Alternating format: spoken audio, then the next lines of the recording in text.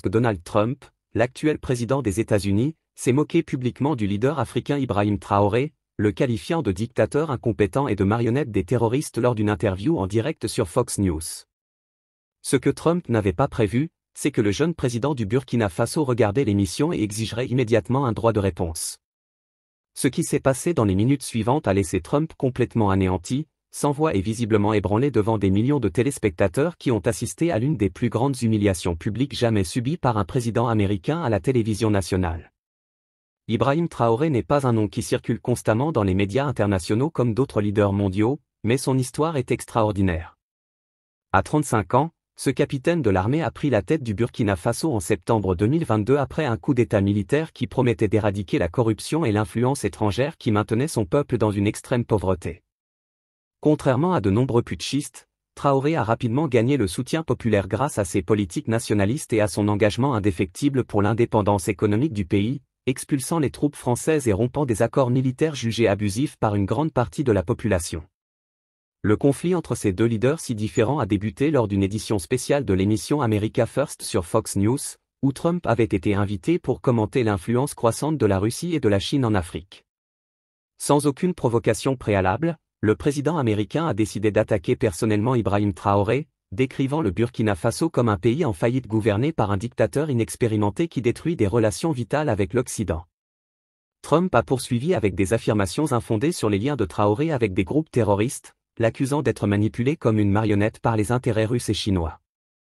Le plateau de Fox News a été pris de court lorsque, quelques minutes après les déclarations de Trump, l'équipe a reçu une demande urgente de la présidence du Burkina Faso pour une intervention en direct.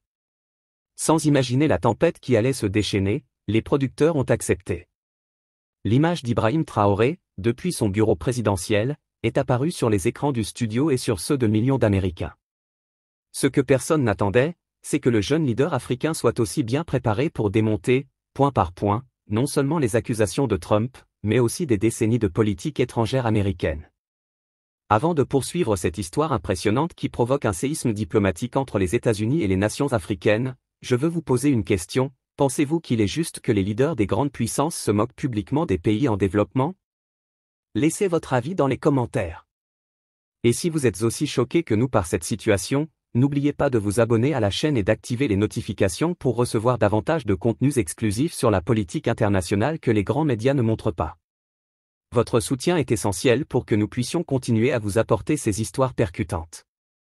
La confrontation verbale entre Trump et Traoré s'est rapidement transformée en un débat sur le colonialisme moderne, l'interventionnisme occidental et le droit des pays africains à déterminer leur propre destin. Alors que Trump répétait de vieux stéréotypes sur la corruption africaine et l'incapacité à l'autogouvernance, le jeune leader du Burkina Faso restait d'un calme impressionnant, rassemblant des données, des faits historiques et des arguments qui ont totalement renversé le récit. Les analystes politiques qui suivaient l'émission ont immédiatement remarqué: Trump avait commis une erreur stratégique en sous-estimant un adversaire qui, bien que dirigeant l'un des pays les plus pauvres du monde, possédait une compréhension profonde de la géopolitique et une capacité extraordinaire à communiquer. Le studio de Fox News était plongé dans un silence absolu lorsque l'image d'Ibrahim Traoré est apparue sur les écrans.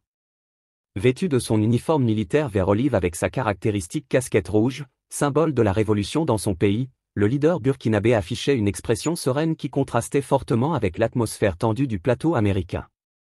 Donald Trump, confortablement assis sur le canapé rouge de l'émission, n'a pas pu cacher sa surprise en voyant le visage de l'homme qu'il venait d'attaquer si férocement. Le présentateur, visiblement nerveux face à cette situation inattendue, a tenté de faire une présentation formelle du président africain, trébuchant sur la prononciation du nom du pays. C'est Burkina Faso, pas Burkino Faso, comme vous l'avez prononcé, a corrigé Traoré avec un léger sourire. Cela signifie « la terre des hommes intègres » dans notre langue locale. Merci pour cette opportunité de dialoguer directement avec le peuple américain et de clarifier certains malentendus qui viennent d'être présentés par le président Trump. Sa voix était calme, mais ses yeux dégageaient une détermination inébranlable qui a immédiatement captivé l'attention de tous dans le studio et des millions de téléspectateurs. Trump, visiblement agacé par cette interruption inattendue, a croisé les bras dans une posture défensive et a tenté de reprendre le contrôle de la situation. Regardez-moi ce jeune militaire qui pense pouvoir donner des leçons aux États-Unis. Votre pays est un désastre, un pays en faillite, rempli de terroristes que vous ne parvenez pas à contrôler. C'est pourquoi nous avons besoin de nos troupes là-bas pour protéger votre propre peuple, puisque vous en êtes incapable, a-t-il déclaré avec son ton condescendant caractéristique. Traoré n'a pas bronché. Ajustant calmement les documents devant lui, le leader africain a commencé sa réponse avec une précision historique qui a pris tout le monde de court. Permettez-moi de corriger certains faits, Monsieur Trump. Le Burkina Faso a souffert du terrorisme précisément après les interventions occidentales en Libye en 2011, que vous avez vous-même critiqué pendant votre campagne. Avant que l'OTAN ne renverse Kadhafi, nous n'avions pas de groupe terroriste opérant dans notre région. La déstabilisation de la Libye a créé un vide de pouvoir qui a répandu des armes et des combattants à travers le Sahel. Ce sont les conséquences directes de politiques étrangères irresponsables dont mon peuple paie le prix avec son sang. Le studio est resté dans un silence absolu. Trump a tenté d'interrompre, mais Traoré a continué, avec un ton plus ferme cette fois. Concernant les troupes étrangères que vous avez mentionnées, je dois vous informer que pendant les 8 années où des soldats français et américains étaient sur notre territoire, le terrorisme a augmenté de 2000%. Après que nous avons repris le contrôle de notre propre sécurité et cherché une coopération avec des partenaires qui nous traitent avec un respect mutuel, nous avons réussi à récupérer 30% de notre territoire national en seulement 6 mois. Ce sont des faits vérifiables, pas des opinions. Les producteurs de l'émission ont commencé à paniquer. Ce qui devait être une simple interview avec Trump critiquant des adversaires géopolitiques des États-Unis se transformait en un désastre de relations publiques. Le présentateur a tenté de suggérer une pause publicitaire, mais Trump, l'ego blessé, a insisté pour répondre. « Écoute, petit, tu ne comprends pas comment fonctionne le monde réel. L'Amérique dépense des milliards pour protéger des pays comme le tien. Et voilà comment vous nous remerciez, en expulsant nos troupes et en vous alliant à la Russie ? Cela montre ton inexpérience. » Ibrahim Traoré a esquissé un léger sourire avant de répondre, présentant cette fois des graphiques préparés dans une présentation impeccable. Permettez-moi de clarifier un autre malentendu, Monsieur le Président.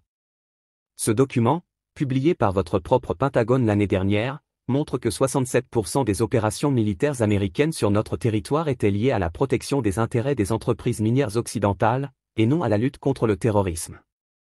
Notre pays possède les 3e plus grandes réserves d'or d'Afrique, ainsi que d'importants gisements de manganèse, de zinc et d'uranium. Curieusement, les zones avec la plus forte présence militaire étrangère coïncidaient exactement avec ces réserves minérales. Trump a commencé à transpirer visiblement. Le présentateur a tenté une nouvelle fois de détourner le sujet, mais Traoré n'en avait pas fini avec son analyse minutieuse. Quant à notre prétendue inexpérience, je dois rappeler que le Burkina Faso a été gouverné pendant des décennies par des dirigeants soutenus par l'Occident, qui ont pillé nos ressources pendant que notre peuple mourait de faim. Thomas Sankara, notre plus grand leader révolutionnaire, a été assassiné en 1987 avec le soutien de puissances occidentales, précisément lorsqu'il a commencé à mettre en œuvre des politiques d'autosuffisance. En seulement 4 ans sous son leadership, le Burkina Faso a atteint la sécurité alimentaire pour la première fois de son histoire. Après son assassinat, nous sommes retombés dans la dépendance et la pauvreté sous des dirigeants qui obéissaient à des ordres extérieurs. L'atmosphère dans le studio de Fox News devenait de plus en plus tendue à chaque minute. Les producteurs faisaient des gestes désespérés en coulisses, mais il était trop tard pour interrompre ce qui s'était transformé en une leçon de géopolitique et d'histoire africaine diffusée en direct à des millions d'Américains. Donald Trump, connu pour dominer les interviews avec sa personnalité exubérante et ses interruptions constantes, se retrouvait dans une position inhabituelle, réduit au silence par la précision factuelle et le charisme tranquille d'un jeune leader africain dont la plupart des Américains n'avaient jamais entendu parler avant cette soirée. Vous avez mentionné notre rapprochement avec la Russie comme quelque chose de négatif, a continué Traoré, manipulant d'autres documents devant lui. Examinons cette question avec des données concrètes. Lorsque nous avons demandé de l'aide aux États-Unis pour équiper notre armée contre les groupes terroristes en 2020, nous avons reçu en réponse l'imposition de 15 conditions politiques et économiques, y compris la concession de droits d'exploitation minérale à des entreprises américaines avec des taux de redevance de seulement 3%. La Russie nous a offert des équipements militaires similaires sans conditions politiques, avec un paiement facilité en ressources naturelles à leur juste valeur marchande. Quel pays souverain ne choisirait pas l'accord le plus avantageux pour son peuple ? Trump, reprenant partiellement ses esprits, a tenté de contre-attaquer, c'est de la propagande russe. Les États-Unis sont le plus grand donateur d'aide humanitaire pour l'Afrique.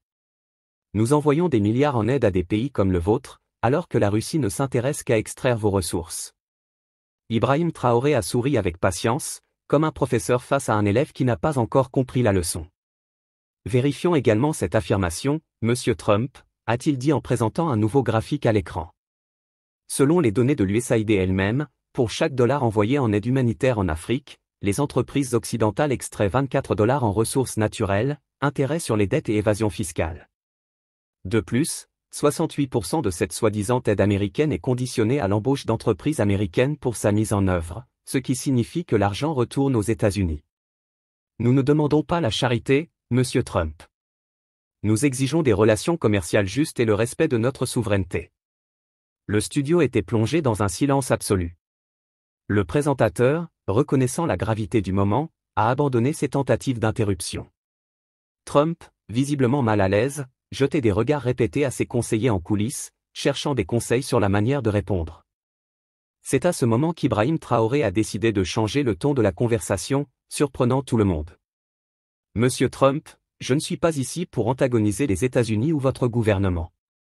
Je crois sincèrement que le peuple américain, lorsqu'il est correctement informé, soutient des relations internationales basées sur le respect mutuel et les bénéfices partagés. Le problème, c'est que vous recevez souvent une vision déformée de l'Afrique, comme un continent d'enfants affamés et de gouvernements corrompus qui ont besoin d'être sauvés. Il a marqué une pause significative. La vérité, c'est que l'Afrique est un continent riche, avec une population jeune et dynamique. Nous avons des ressources naturelles abondantes et une histoire millénaire de civilisations avancées, interrompues par le colonialisme. Nous n'avons pas besoin d'être sauvés. Nous avons besoin de partenaires qui nous respectent comme des égaux. La caméra a capturé l'expression de Donald Trump, qui, pour la première fois, semblait véritablement songeur, peut-être en train de réaliser l'opportunité diplomatique qui se présentait. Le présentateur, sentant un changement dans l'atmosphère, a demandé à Traoré, que attend exactement le Burkina Faso des États-Unis. Des partenariats équitables, a répondu Traoré immédiatement. Des investissements qui créent des emplois locaux et un transfert de technologie, pas seulement une extraction de ressources. Une coopération militaire axée sur nos véritables besoins en matière de sécurité, et non sur la protection d'intérêts corporatifs étrangers. Et surtout, le respect de notre souveraineté et de nos choix démocratiques, même lorsque nous élisons des dirigeants qui privilégient les intérêts nationaux au-dessus des intérêts occidentaux. Trump, retrouvant une partie de sa confiance habituelle, a vu une opportunité de réorienter la conversation. Vous parlez de choix démocratiques, mais vous êtes arrivé au pouvoir par un coup d'État militaire. Comment expliquez-vous cela? Son ton était provocateur, mais moins condescendant qu'auparavant. Ibrahim Traoré n'a pas hésité. Une question légitime, Monsieur Trump. Permettez-moi de contextualiser. Lorsque les forces spéciales ont renversé le gouvernement colonial britannique en Amérique en 1776, vous avez appelé cela une révolution pour l'indépendance, pas un coup d'État. Lorsque le peuple français a renversé la monarchie en 1789, l'histoire l'a enregistré comme la Révolution française. Mais quand des Africains destituent des gouvernants qui servent des intérêts étrangers au détriment de leur propre peuple, l'Occident appelle cela un coup d'État. Pourquoi ce double standard? Le studio est resté une nouvelle fois dans un silence absolu. Trump, un homme rarement à court de mots, semblait véritablement impressionné par l'argument. Traoré a continué, nous avons pris le pouvoir dans des circonstances exceptionnelles, alors que des groupes terroristes contrôlaient 40% de notre territoire et que notre armée était sous-équipée parce que le gouvernement précédent détournait les fonds militaires. Nous avons immédiatement établi un calendrier pour un retour à une gouvernance civile. Et contrairement à de nombreux alliés démocratiques de l'Occident dans la région, nous n'avons pas de prisonniers politiques. Nous autorisons les manifestations pacifiques et nous avons une presse libre. La démocratie ne se résume pas à des élections périodiques, Monsieur Trump. Elle consiste à servir les intérêts du peuple. La confrontation entre Donald Trump et Ibrahim Traoré atteignait son apogée dramatique. Les producteurs de Fox News, initialement alarmés par la tournure de l'interview, observaient maintenant, fascinés, les taux d'audience atteindre des niveaux records. Des millions d'Américains, dont beaucoup n'avaient jamais prêté attention aux nouvelles sur les pays africains, étaient rivés à leurs écrans, assistant à un débat géopolitique de haut niveau qui remettait en question des récits établis depuis des décennies par les médias occidentaux sur le continent africain. Trump, stratège politique expérimenté, a réalisé qu'il devait changer d'approche. Abandonnant son ton condescendant, il a tenté de ramener la conversation sur un terrain plus familier. Écoutez, j'ai toujours dit que les États-Unis devraient conclure de meilleurs accords, les meilleurs accords. Si vous n'êtes pas satisfait des termes précédents, peut-être pouvons-nous négocier quelque chose de nouveau. Je suis connu comme le meilleur négociateur, tout le monde le dit. Ibrahim Traoré a souri avec un réel intérêt. Je suis ravi de l'entendre, Monsieur le Président. Le Burkina Faso est absolument ouvert à des négociations qui respectent notre souveraineté. En fait, nous avons des propositions concrètes pour des partenariats mutuellement bénéfiques. Il a alors présenté un document intitulé Plan de développement conjoint Burkina Faso partenaires internationaux 2024 à 2030.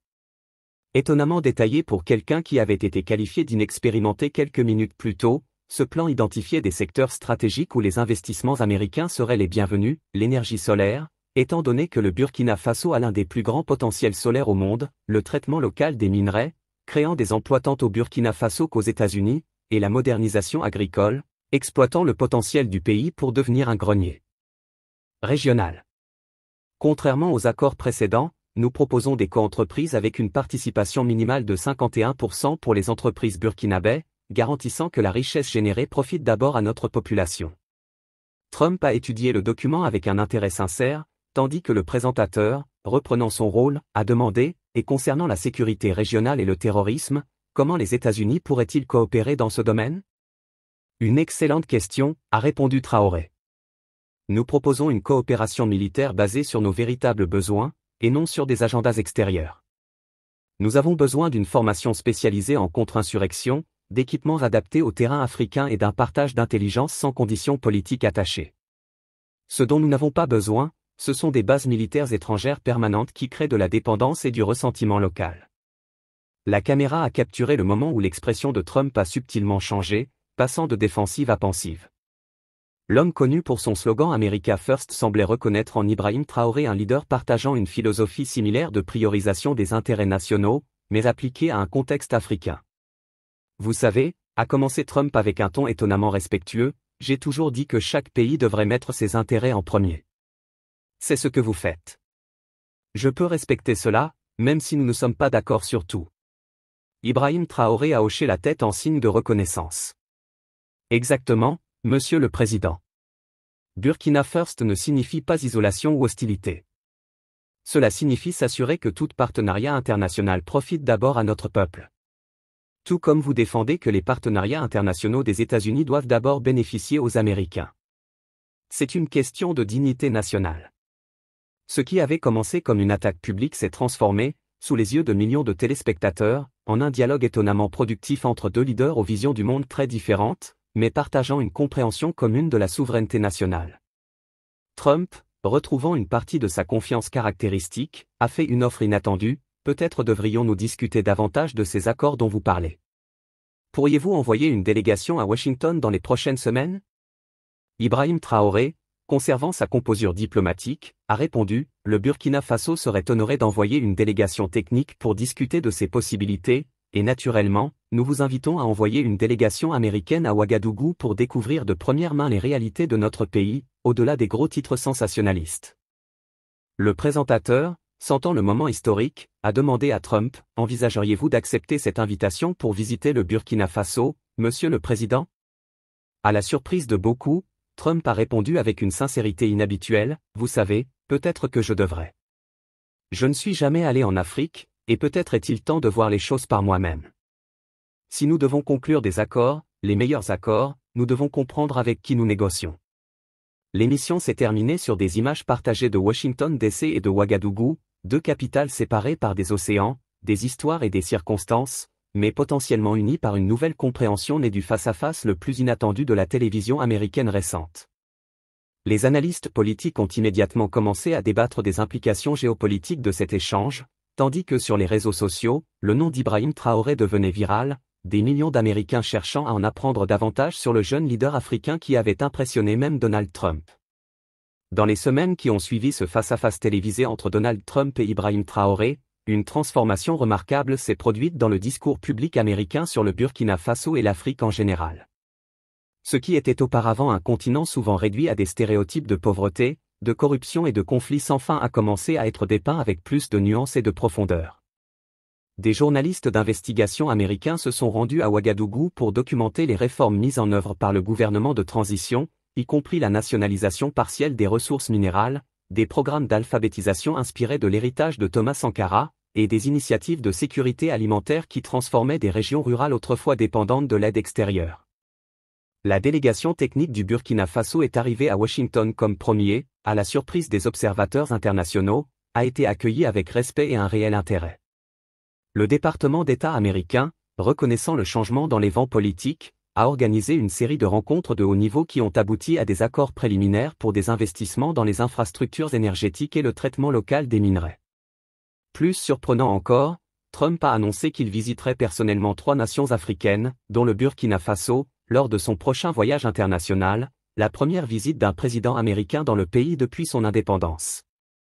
Ibrahim Traoré, de son côté, est devenu une voix influente pour toute l'Afrique francophone, souvent invité à des conférences internationales où il plaidait pour un nouveau paradigme dans les relations Nord-Sud. Le respect mutuel est la base de tout partenariat durable, répétait-il dans ses discours, une phrase qui résonnait tant auprès des leaders des pays en développement qu'auprès des citoyens ordinaires fatigués de décennies de politique néocoloniale déguisée en aide humanitaire. Sa fermeté diplomatique a inspiré d'autres leaders africains à renégocier des accords jugés injustes et à chercher une diversification de leurs partenariats internationaux. L'histoire du Burkina Faso a commencé à être racontée sous un nouvel angle, non plus comme un pays problématique nécessitant un sauvetage extérieur, mais comme une nation déterminée à écrire son propre destin, avec une population jeune avide d'éducation et de développement authentique. Les livres sur Thomas Sankara, le révolutionnaire assassiné dont la vision inspirait Traoré, sont devenus des best-sellers inattendus aux États-Unis, tandis que des documentaires sur l'histoire de l'interférence occidentale dans la politique africaine ont battu des records d'audience sur les plateformes de streaming. Peut-être l'aspect le plus significatif de cette transformation a-t-il été l'impact sur les communautés afro-américaines, qui ont trouvé en Ibrahim Traoré un symbole de dignité et de résistance. Il ne s'est pas incliné, il n'a pas été intimidé, mais il n'a pas non plus perdu son calme ni sa diplomatie, a commenté un influent pasteur d'Atlanta lors d'un sermon qui est devenu viral sur les réseaux sociaux. Il a montré au monde que l'Afrique a des leaders brillants, des stratèges sophistiqués et des visionnaires capables de confronter les plus grandes puissances mondiales sur un pied d'égalité intellectuelle. Naturellement, tout n'a pas été rose. Certains secteurs conservateurs des médias américains ont critiqué férocement ce rapprochement avec un gouvernement arrivé au pouvoir par des moyens non électoraux, tandis que des lobbyistes des entreprises minières faisaient pression contre toute révision des accords existants. De la même manière, au Burkina Faso, des voix nationalistes se demandaient si un partenariat avec les États-Unis pouvait être véritablement équilibré, compte tenu de l'histoire des interventions américaines sur le continent. Cependant, le dialogue avait été ouvert, et pour la première fois en des décennies, il semblait se tenir sur des termes plus égalitaires. La confrontation entre Trump et Traoré est devenue un cas d'étude dans les écoles de diplomatie et un exemple souvent cité de la manière dont les leaders de nations moins puissantes peuvent transformer les critiques en opportunités, utilisant des faits, de l'éloquence et de la dignité pour défier des récits établis. Ce n'était pas seulement ce qu'il a dit, mais la manière dont il l'a dit, a expliqué un professeur de relations internationales à Harvard. Traoré a démontré que la véritable force réside dans la combinaison d'une connaissance profonde et d'une intégrité morale. Il n'a pas répondu aux insultes par des insultes, mais par des données et des propositions concrètes. Pour les citoyens du Burkina Faso, cet épisode a représenté un moment de fierté nationale sans précédent. Les gens ordinaires ont commencé à partager des extraits du discours de leur leader sur les réseaux sociaux, fiers d'être enfin représentés sur la scène mondiale par quelqu'un qui exprimait leurs aspirations avec éloquence et dignité. Pour la première fois, a commenté un étudiant universitaire à Ouagadougou, j'ai senti que nous n'étions pas vus comme des mendiants, mais comme un peuple ayant le droit de déterminer son propre destin. Cette histoire nous rappelle que les relations internationales ne sont pas déterminées uniquement par la puissance militaire ou économique, mais aussi par la puissance des idées, de la vérité et de la dignité humaine. La confrontation entre Trump et Traoré nous montre comment le courage d'un leader peut transformer la perception d'une nation entière et potentiellement réécrire les règles de l'engagement international. Et vous, que pensez-vous de cette nouvelle ère dans les relations entre les puissances mondiales et les nations africaines ? Croyez-vous qu'il est possible de construire des partenariats véritablement égalitaires entre des pays ayant des niveaux de développement si différents ? Laissez votre commentaire ci-dessous. N'oubliez pas de liker cette vidéo, de la partager avec des amis intéressés par la politique internationale et de vous abonner à notre chaîne pour plus d'analyses approfondies sur des événements mondiaux que les médias traditionnels ne montrent pas. Ensemble, nous pouvons construire une compréhension plus complète et plus juste du monde dans lequel nous vivons.